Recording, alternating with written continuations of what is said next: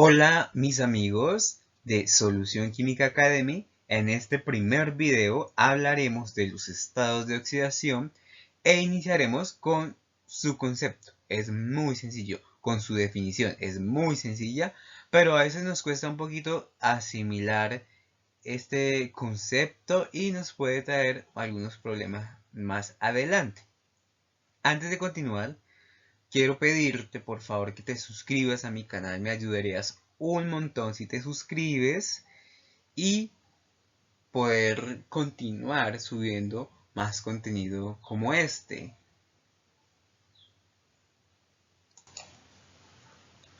Y bien, comencemos.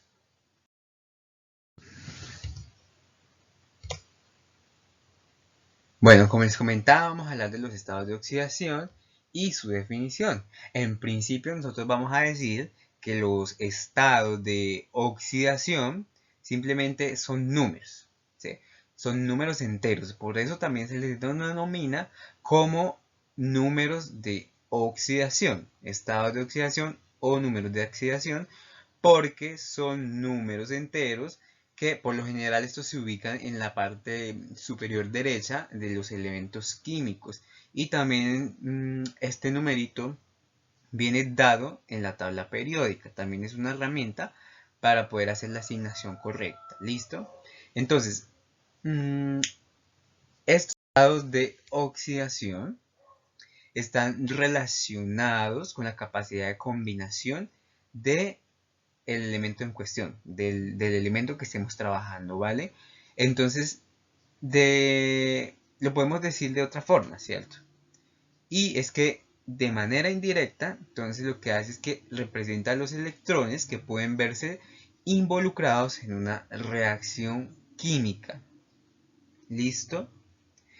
Es importante además destacar que este tipo de asignación, o mejor la asignación como tal de los estados de oxidación nos permitirá más adelante comprender, por ejemplo, los procesos redox. Los procesos redox, el balanceo de las ecuaciones de tipo redox y también la nomenclatura química inorgánica, la tradicional. Pues bien, vamos a continuar con nuestro tema. Aquí tenemos un pequeño resumen de la importancia de los estados de oxidación y del concepto como tal. Para nosotros poder realizar la asignación de los estados de oxidación de cualquier tipo de compuesto, vamos a seguir 7 reglas muy sencillas y en sí todas están enlazadas. Entonces lo hace más sencillo, están integradas. Cuando estemos aplicando los ejercicios, entonces ya nos va a quedar muchísimo más sencillo trabajarlos. Entonces, dentro de la primera regla es la del átomo en estado elemental.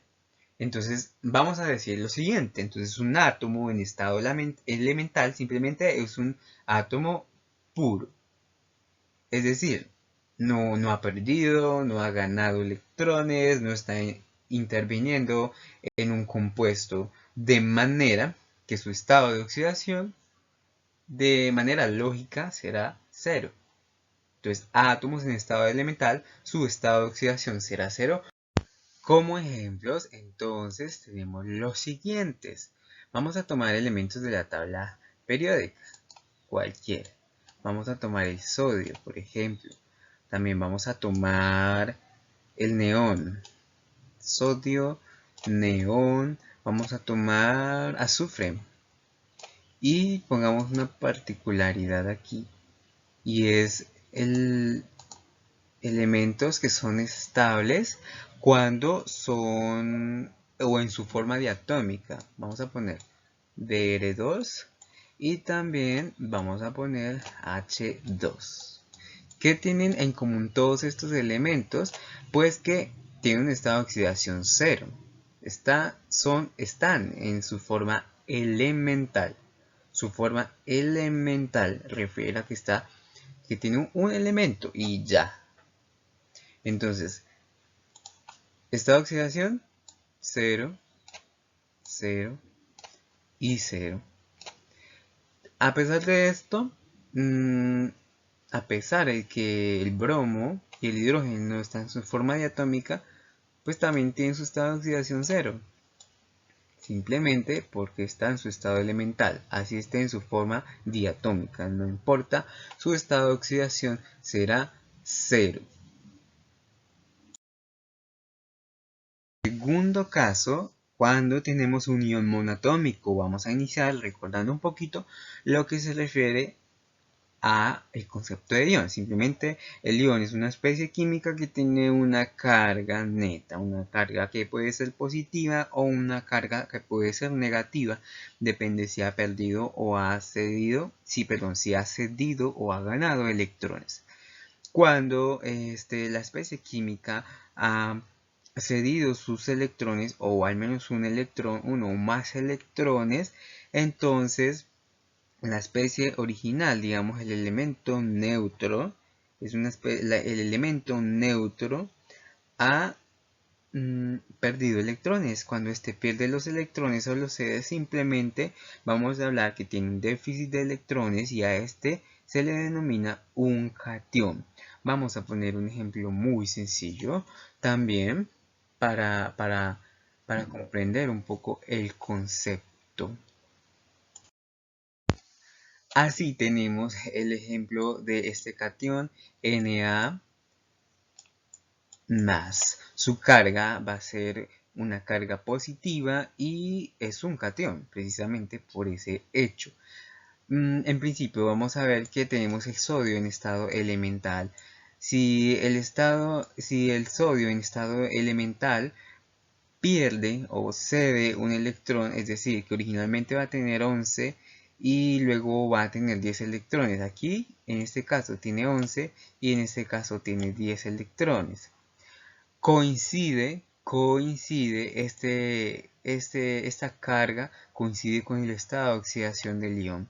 Esto ocurre también, es decir, Na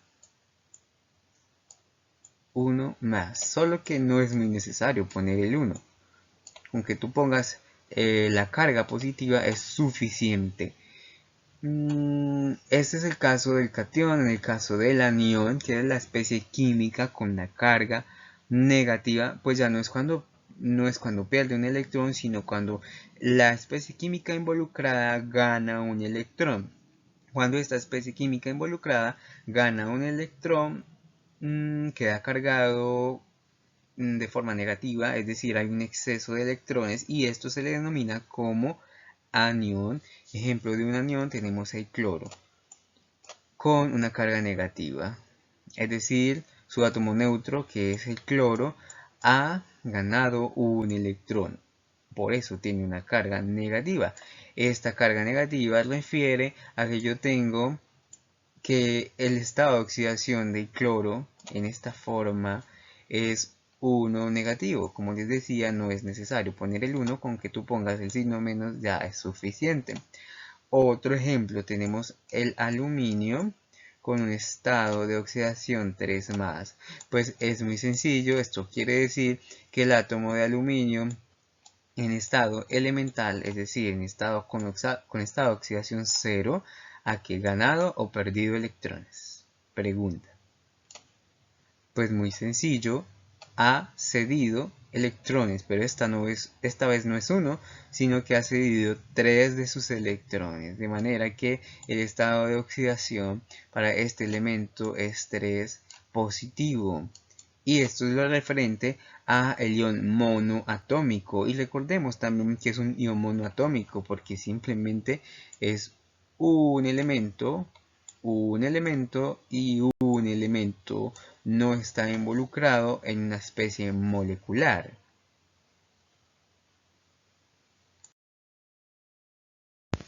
Llegamos al caso número 3 y es cuando tenemos iones poliatómicos. Cuando nosotros hablamos de iones poliatómicos, también se les conoce como ion molecular y es porque precisamente son iones que están formados mejor por 2 o más átomos. En el caso anterior, como les decía, solo teníamos uno y para este caso tenemos 2 o más.